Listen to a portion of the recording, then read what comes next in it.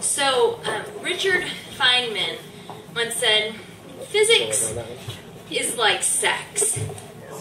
Sure, it has practical results, but that's not why we do it. And Einstein's theory of special relativity is like that. It has very few day-to-day effects, results, anything. It's so much so that there are upper-level physics classes in classical mechanics whose express purpose is to ignore all of special relativity.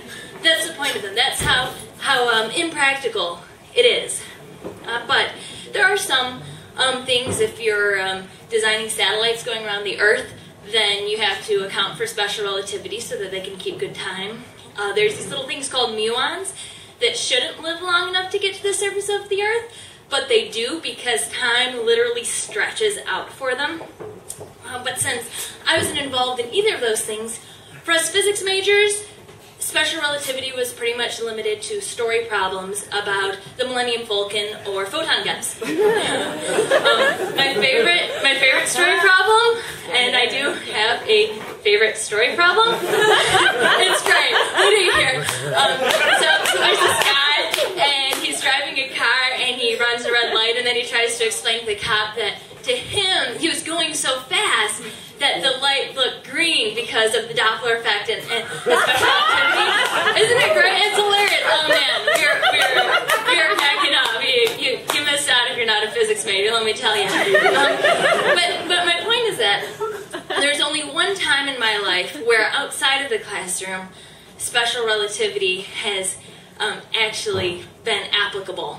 And I would like to tell you that, but in order to understand it, I have to explain a little bit of special relativity.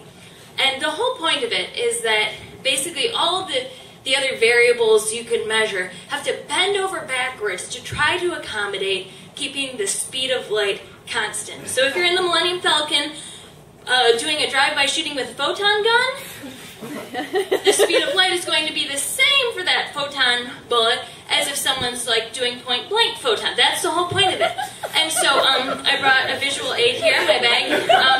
My cousin got this for me. Apologies. Some of you with very good vision may notice that one of the equations is wrong.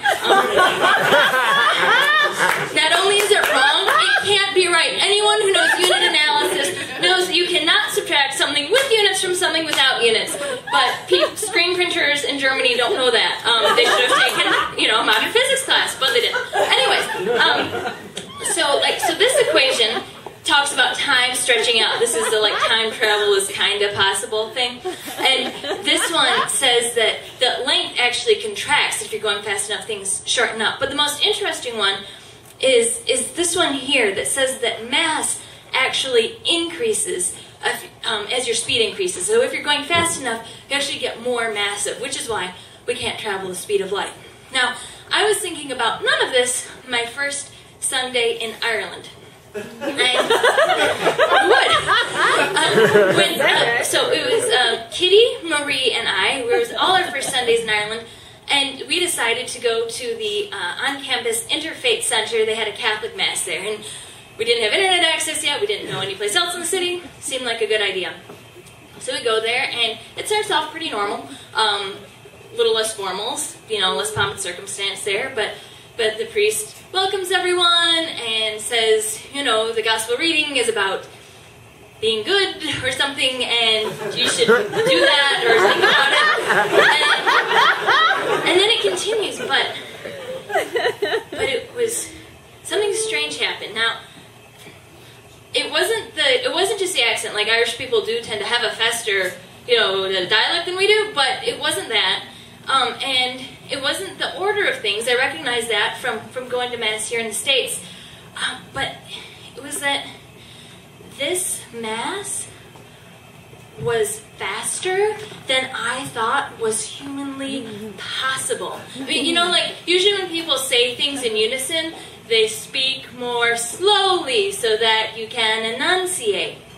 And it was like rapid fire, Lord be with you and also with you, and, deliver our hearts, deliver unto the Lord, and, Lord hear our prayers, Lord hear our prayers, it was insane.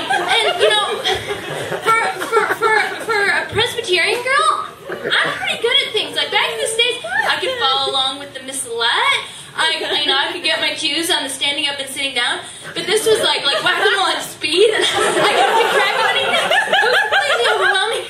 And then there weren't even any songs, I don't think. Just boom, boom, and then suddenly, everyone, say yours truly, the Protestant, got up, and it was the most efficient communion distribution I have ever seen, and then it was done.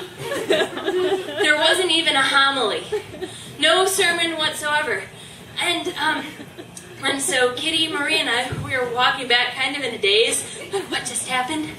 And Kitty, who, of the three of us, was the only joint native English speaker and Catholic, even she had been overwhelmed by this experience. And she put great stock in going to church as her good deed of the week.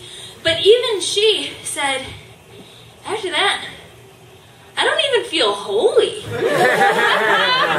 And it was true, none of us did. So then even back in my room, I was brooding, and I was thinking, they cheated.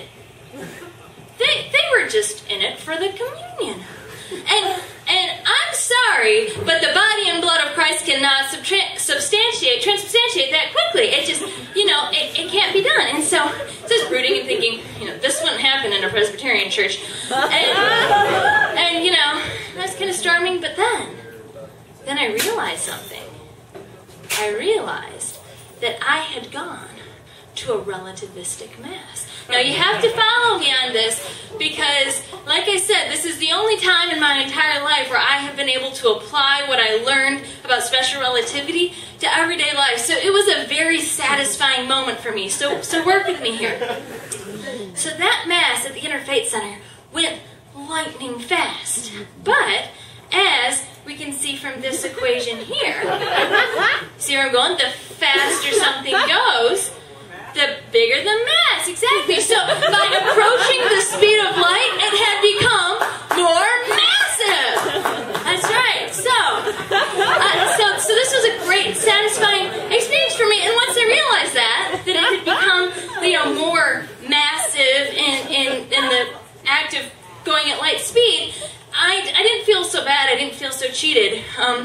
Now, the next Sunday, I found a church that in good Protestant fashion could be understood with classical mechanics.